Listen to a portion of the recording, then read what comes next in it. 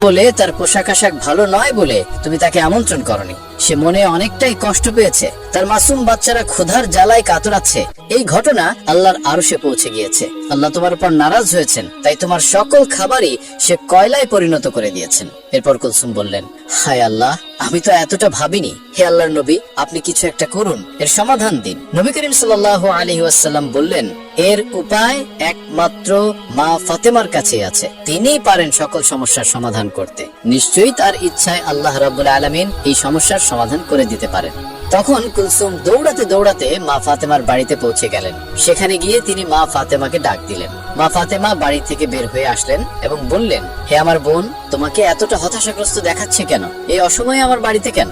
আজ তো তোমার বাড়িতে অনেক বড় খাবারের আয়োজন, অনেক বড় মেজবানের আয়োজন করেছো তুমি। কুলসুম কান্না করে বললেন, হে আমার বোন, আমাকে তুমি ক্ষমা করে দাও। আমার মেজবানে আমি সবাইকে আমন্ত্রণ করেছি, তোমাকে আমি আমন্ত্রণ করিনি। আমি অনেক বড় ভুল করে ফেলেছি। মা ফাতেমা বললেন, না না, ঠিক আছে, আমি নিতান্তই গরিব মানুষ। শহরের ধনী মানুষেরা তোমার আমন্ত্রণে এসেছে। আমি ওখানে গেলে তোমার মান সম্মানের হানি হতে পারে, এটা আমি বুঝতে পেরেছি। তোমার উপর আমার কোনোই রাগ নেই। তখন কুলসুম বললেন, এখন এসব কথা বলার সময় নয়। তুমি আমাকে ক্ষমা করে দিও। তোমাকে আমি আমন্ত্রণ করিনি। বিদায়। মহান আল্লাহ রব্বুল আলামিন আমার উপর নারাজ হয়েছেন। আমি যখনই সবাইকে খাবার দিতে যাব, তখন দেখি আমার সকল খাবারই কয়লায় পরিণত হয়ে গিয়েছে। তুমি এখনই সেখানে চলো। আমার পিতা নবী করিম সাল্লাল্লাহু আলাইহি ওয়াসাল্লামও সেখানে রয়েছেন। হে আমার বোন, তুমি যদি ওখানে উপস্থিত না হও, তাহলে ওই সমস্যার সমাধান হবে না এবং আমি শহরের কাউকেই খাবার দিতে পারবো না। তারা সবাই উপস্থিত হয়েছে, তাদের কাউকেই খাবার দিতে না পারলে তোমার আপন বোন কুলসুমের মান সম্মান কিছুই থাকবে না। এই কথা শুনে মা ফাতেমা বললেন, ঠিক আছে, আমি তোমার কষ্টের কথা বুঝতে পেরেছি। তুমি হতাশ হও না, চলো দেখি কি করা যায়। এই বলে হাসান হোসেনকে নিয়ে কুলসুমের বাড়ির দিকে রওনা করলেন। তারপর কুলসুমের বাড়িতে গিয়ে মা ফাতেমা দেখলেন নবী করিম সাল্লাল্লাহু আলাইহি ওয়াসাল্লাম মা ফাতেমার অপেক্ষায় মেজবানে উপস্থিত সকলের সামনে দাঁড়িয়ে রয়েছেন। মা ফাতেমা সেখানে গিয়ে আল্লাহর নবীকে সালাম দিয়ে বললেন, হে আমার পিতা, আমার সালাম গ্রহণ করুন। মহানবী হযরত মুহাম্মদ সাল্লাল্লাহু আলাইহি ওয়াসাল্লাম মা ফাতেমার সালামের উত্তর দিয়ে বললেন, মা ফাতেমা, তুমি এসেছো, আমি তোমারই অপেক্ষায় ছিলাম। মা ফাতেমা বললেন, হ্যাঁ বাবা, আমি এসেছি। কুলসুম আমার বাড়িতে গিয়েছিল আমাকে ডাকতে, ওই আমাকে নিয়ে আসলো। নবী করিম সাল্লাল্লাহু আলাইহি ওয়াসাল্লাম বললেন, হ্যাঁ, তোমার বোনের অনেক বড় বিপদ। সে একটি ভুল করে ফেলেছে। আমি নিজেও জানি তার এই কাজটি করা ঠিক হয়নি। মহান আল্লাহ রব্বুল আলামিন তোমার কষ্টে তিনিও ব্যথিত হয়েছেন। তোমার বোন কুলসুম একটি ভুল করে ফেলেছে। সে তোমাকে আমন্ত্রণ করেনি। সে অহংকারের বশে একটি পাপ করে ফেলেছে। আল্লাহ রব্বুল আলামিন তোমার দুঃখ কষ্ট দেখে তিনিও নারাজ হয়েছেন। আজকের এই মেজবানে শহরের গণ্যমান্য ব্যক্তিরা উপস্থিত হয়েছে। তোমার বোনের এখানে তারা আজকে দুপুরে আহার গ্রহণ করবে, কিন্তু তারা কি করে খাবে? মেজবানের জন্য যে সকল খাবার রান্না করা হয়েছিল, সে সকল খাবার কয়লায় পরিণত হয়ে গিয়েছে।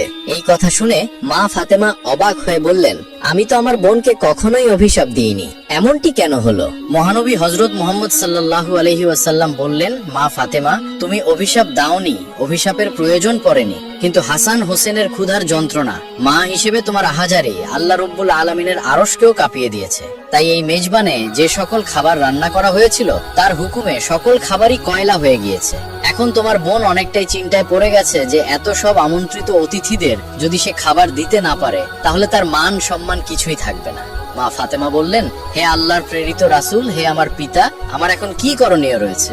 নবী করিম সাল্লাল্লাহু আলাইহি ওয়াসাল্লাম বললেন, তুমি যদি মন থেকে কুলসুমকে ক্ষমা করো এবং আল্লাহর দরবারে দোয়া করো, হয়তোবা আল্লাহ এর সমাধান করে দিবেন। তখন মা ফাতেমা বললেন, ঠিক আছে বাবা, আমি যাচ্ছি।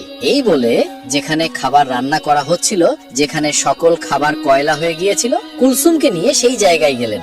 আল্লাহর নাম নিয়ে বিসমিল্লাহ বলে মা ফাতেমা সকল খাবারের পাত্র কাপড় দিয়ে ঢেকে দিলেন এবং আল্লাহর দরবারে দোয়া করলেন এবং কুলসুমকে বললেন, তুমি কাপড় তোলো খাবারের উপর থেকে। খাবারের পাত্রের উপর থেকে যখন কাপড় সরালেন, তখন দেখলেন সকল কয়লায় পরিণত হওয়া খাবার আগের অবস্থায় ফিরে এসেছে।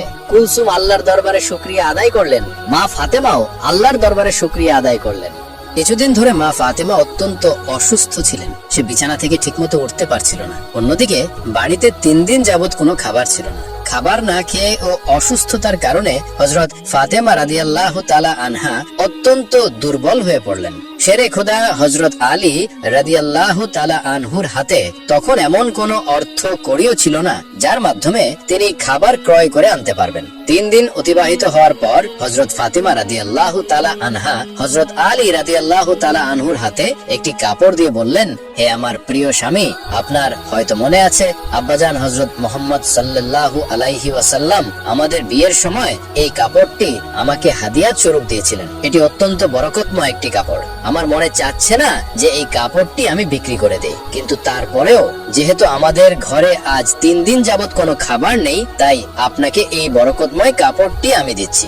আপনি এটিকে বাজারে বিক্রি করে এর মূল্য দিয়ে কিছু খাবার খরিদ করে নিয়ে আসুন। হযরত আলী রাদিয়াল্লাহু তাআলা আনহু ফাতিমা রাদিয়াল্লাহু তাআলা আনহার কাছ থেকে সেই কাপড়টি নিয়ে বাজারের দিকে রওনা করলেন। তিনি কাপড়টি নিয়ে বাজারের দিকে পৌঁছালেন এবং সেটিকে বিক্রি করার জন্য অনেক ক্রেতাকে দেখালেন। কিন্তু কাপড়টি অত্যন্ত পুরনো হওয়ায় সেটি ক্রয় করার জন্য কোনো ক্রেতাই আগ্রহ দেখাচ্ছিল না। এই কারণে হযরত আলী রাদিয়াল্লাহু তাআলা আনহু একেবারেই নিরাশ হয়ে পড়লেন।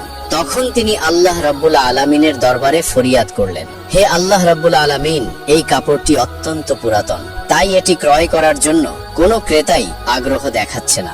আজ 3 দিন যাবত নবীজির মেয়ে হযরত ফাতেমা রাদিয়াল্লাহু তাআলা আনহা এবং হাসান ও হোসেন না খেয়ে আছে। হে রাব্বুল আলামিন, আজকে যদি এই কাপড়টি আমি বাজারে বিক্রি না করে এর মূল্য দিয়ে বাড়িতে না নিয়ে যেতে পারি, তাহলে আজকেও তারা না খেয়ে থাকবে।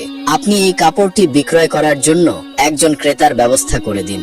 শেরে খোদা হযরত আলী রাদিয়াল্লাহু তাআলা আনহুর এই দোয়ার পরেই একজন ক্রেতা আগমন করলো এবং সে তাকে প্রশ্ন করলো, আলী, তুমি কি এই কাপড়টি বিক্রি করতে চাও?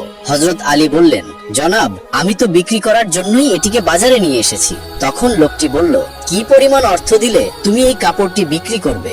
শেরে খোদা হযরত আলী জানতেন এই কাপড়টি অত্যন্ত পুরাতন, এর মূল্য সর্বোচ্চ 1 দিরহাম বা 2 দিরহাম হতে পারে। তাই তিনি কোনো দাম না চেয়ে বললেন, জনাব, আপনার যা মর্জি তাই প্রদান করুন, আমি নিজ থেকে কাপড়টির কোনো দাম চাচ্ছি না। তখন সেই ক্রেতা বলল, আমি 6 দিরহাম দিয়ে এই কাপড়টি ক্রয় করতে চাই, তুমি কি বিক্রি করতে রাজি আছো? তখন আলী রাদিয়াল্লাহু তাআলা আনহু অত্যন্ত খুশি হয়ে রাজি হয়ে গেলেন এবং বললেন, জনাব, আপনি আমাকে 6 দিরহাম দিয়ে এই কাপড়টি ক্রয় করতে পারেন। অতঃপর ক্রেতা হযরত আলী রাদিয়াল্লাহু তাআলা আনহুকে 6 দিরহাম দিল এবং হযরত আলী রাদিয়াল্লাহু তাআলা আনহু ক্রেতাকে তার কাপড়টি হস্তান্তর করলেন। ওইদিকে আল্লাহ রাব্বুল আলামিনের একদল ফেরেশতা অন্য একদল ফেরেশতাকে বলতে লাগলো, নবী করিম সাল্লাল্লাহু আলাইহি ওয়াসাল্লামের সাহাবীগণ অত্যন্ত দানশীল, তারা সুখে দুঃখে সব অবস্থাতেই দান করে থাকে। তখন ফেরেশতাদের অপর একটি দল বলল, আল্লাহর নবীর সাহাবীরা দান করে, এটা ঠিক